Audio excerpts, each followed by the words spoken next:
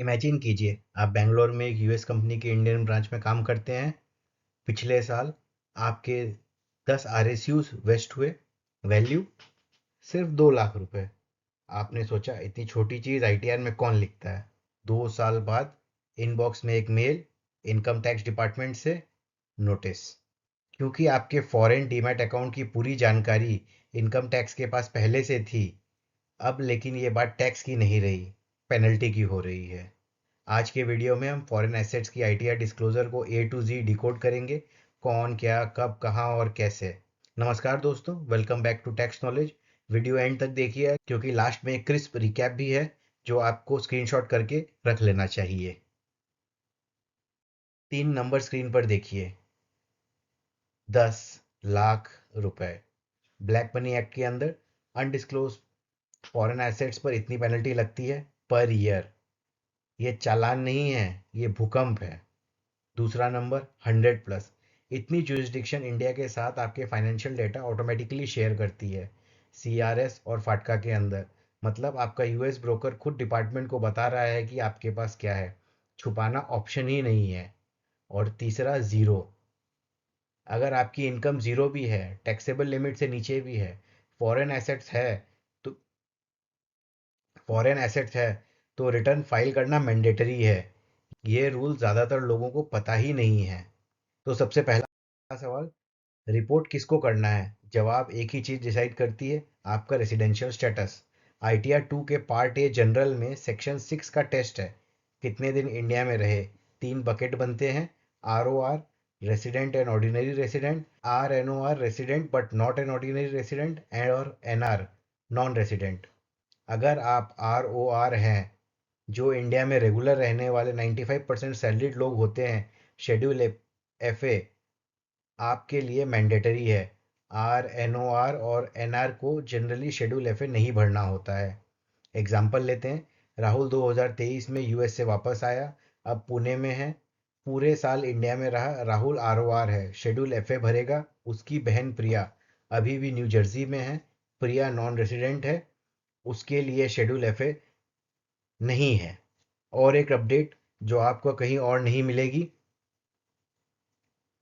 नए income tax act 2025 में section 263 में अब ये ब्लैक एंड वाइट में लिखा है कि कोई भी resident R N O R को छोड़ के जो फॉरेन एसेट्स होल्ड करता है या किसी फॉरेन अकाउंट में सिर्फ साइनिंग अथॉरिटी भी रखता है, रिटर्न फाइलिंग मैंडेटरी है, इनकम कुछ भी हो। अब दूसरा सवाल कि फॉरेन एसेट्स आखिर है क्या चीज़। स्क्रीन पर 6 बॉक्सेस देखिए और खुद से पूछिए इनमें से कितने आप पर अप्लाई होते हैं। एक, कंपनी के आरएसयू या ईएसपीपी शेयर्स। दो, फॉरेन ब्रोकरेज अकाउंट जैसे कि फिडिलिटी, मॉर्गन स्टैनली, ई ट्रेड। तीसरा, फॉरेन बैंक अकाउंट, शायद ऑन साइट के टाइम खोला था और बंद करना भूल गए। चौथा, फॉरेन म्यूचुअल फंड, ईटीएफ्स या यूएस का 401k। पांचवा, विदेश में प्रॉपर्टी खरीदी हुई या इनहेरिटेंस में मिली हुई। और छठा, साइनिंग अथॉरिटी। साइनिंग अथॉरिटी का एग्जाम्पल समझिए। आपकी कंपनी ने एक यूएस अकाउंट में आपको ऑथराइज सिग्नेटरी बनाया है, पैसा आपका नहीं है, अकाउंट आपका नहीं है, पर रिपोर्ट आपको करना है टेबल ई में। और हाँ, held even for a day का रूल याद रखिए। मार्च में शेयर्स मिले, जून में बेच दिए, फिर भी रिपोर्ट होगा। अब वो पॉइंट जहाँ सबसे ज़्यादा लोग फेल होते हैं। इनकम हम फाइनेंशियल ईयर में रिपोर्ट करते हैं, अप्रैल 2025 से मार्च 2026, लेकिन शेड्यूल एफए कैलेंडर ईयर के हिसाब से भरा जाता है। आईटीआर 2 में फॉर्म में प्रिंटेड है, held at any time during the calendar year ending on 31 दिसंबर 2025। मतलब 1 जनवरी 2025 से 31 दिसंबर 2025। चलिए इसको फटाफट एक एग्जांपल से समझते हैं। स्नेहा के 50 आरएसयूज फेब 2026 में वेस्ट हुए। इनकम के लिए एफ वाई 2025-26 परक्यूजिट सैलरी में आएगा, फॉर्म 16 में दिखेगा, लेकिन शेड्यूल एफ ए में नहीं आएगा क्योंकि 31 दिसंबर 2025 तक वो शेयर्स स्नेहा के पास थे ही नहीं। वो अगले साल के एफ ए में जाएगा। उल्टा केस भी सोचो, अमित ने नवंबर 2025 में शेयर बेचे, एफवाई के हिसाब से सब कुछ क्लीन लगता है, पर कैलेंडर ईयर 2025 में वो शेयर्स हेल्ड थे, तो इस साल के शेड्यूल एफए में एंट्री पक्की। ये 2 लाइन का कॉन्सेप्ट आधे नोटिस का रीज़न होता है, इसको पक्का कर लीजिए। अब क्विक टूर शेड्यूल एफए के अंदर क्या कहाँ जाता है। A1 में फॉरेन बैंक अकाउंट्स की डिटेल जाती है, A2 में कस्टोडियन मतलब brokerage account, A3 foreign equity और डेट इंस्ट्रूमेंट, यही आपका होम ग्राउंड है। RSU और ESPP के शेयर्स यहीं जाते हैं। A4 में फॉरेन इंश्योरेंस पॉलिसीज, B में किसी एंटिटी में financial interest, C property, D में बाकी कैपिटल एसेट, E में साइनिंग अथॉरिटी, F और G फॉरेन ट्रस्ट और बाकी इनकम के लिए है। अब एक गोल्डन रूल, जो टेबल स्पेसिफिक है उसे ही यूज़ कीजिए।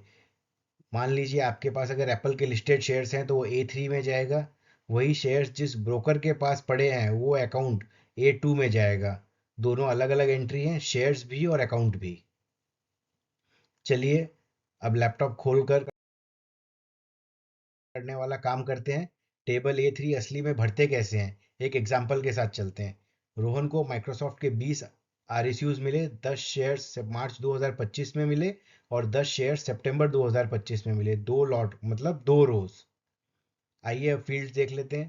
पहला है country USA, entity Microsoft corporation, address के साथ, डेट ऑफ एक्वायरिंग पहले रो में मार्च वाली वेस्टिंग डेट, दूसरी रो में सितंबर वाली। इनिशियल वैल्यू में वेस्टिंग के दिन की वैल्यू रुपी में, पीक वैल्यू 1 जनवरी 2025 से लेके 31 दिसंबर 2025 के बीच की हाईएस्ट वैल्यू। मान लीजिए शेयर्स ने जुलाई में 52,000 रुपीज़ का हाई बनाया था, तो 10 शेयर वाले लॉट की पीक वैल्यू, तो मार्च में मिले 10 शेयर की पीक वैल्यू हो जाएगी आपकी 5,20,000। क्लोजिंग वैल्यू 31 दिसंबर की वैल्यू, फिर डिविडेंड जो क्रेडिट हुए और उसके बीच अगर आपने शेयर बेच दिए तो सेल प्रोसीड्स में कॉलम में जाएगा।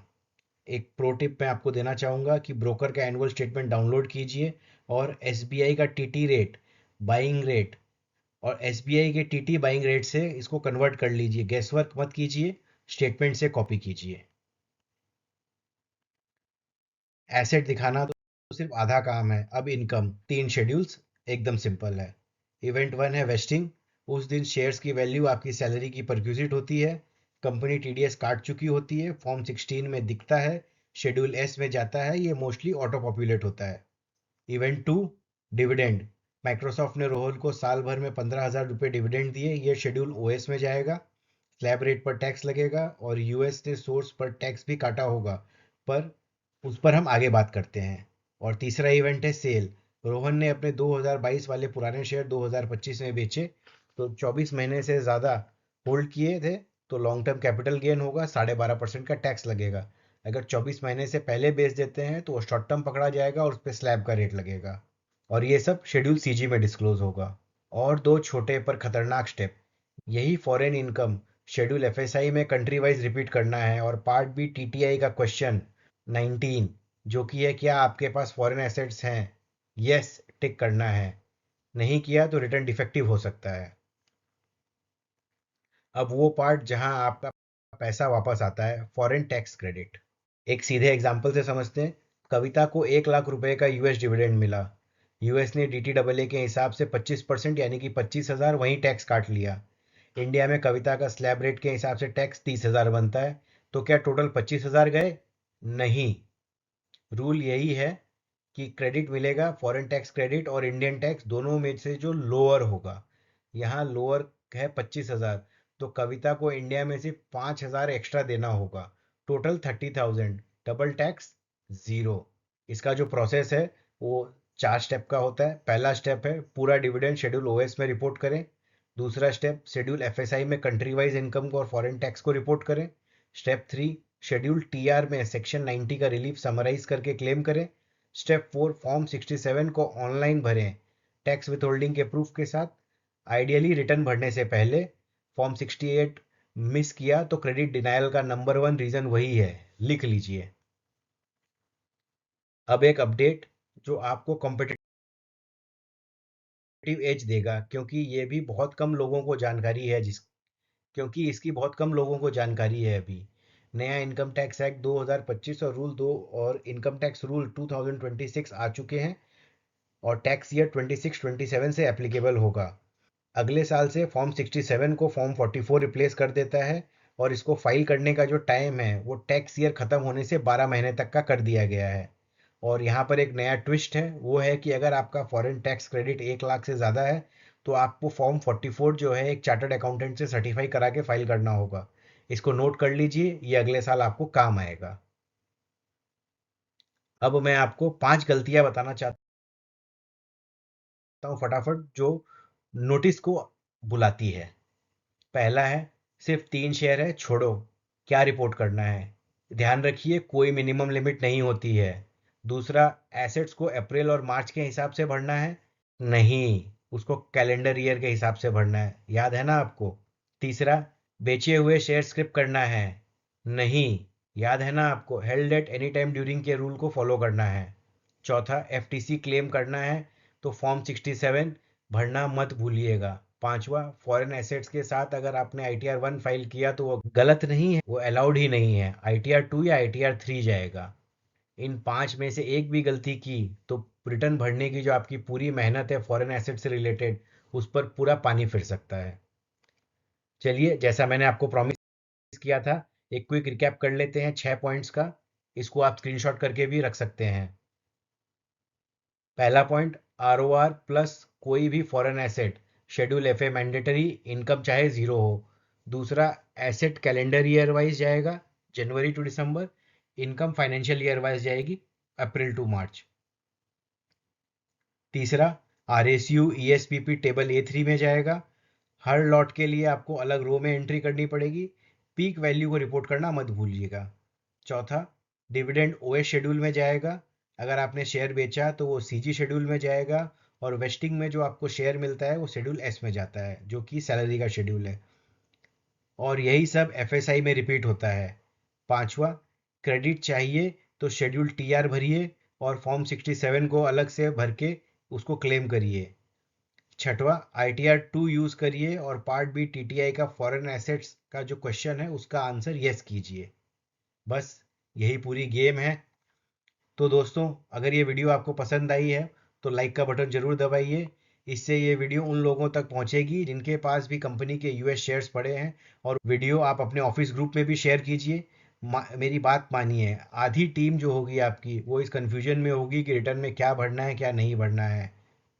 और अगर आप चैनल में नए हैं तो सब्सक्राइब करें और बेल बटन को प्रेस करें, क्योंकि न्यू इनकम टैक्स एक्ट 2025 पर पूरी सीरीज आ रही है।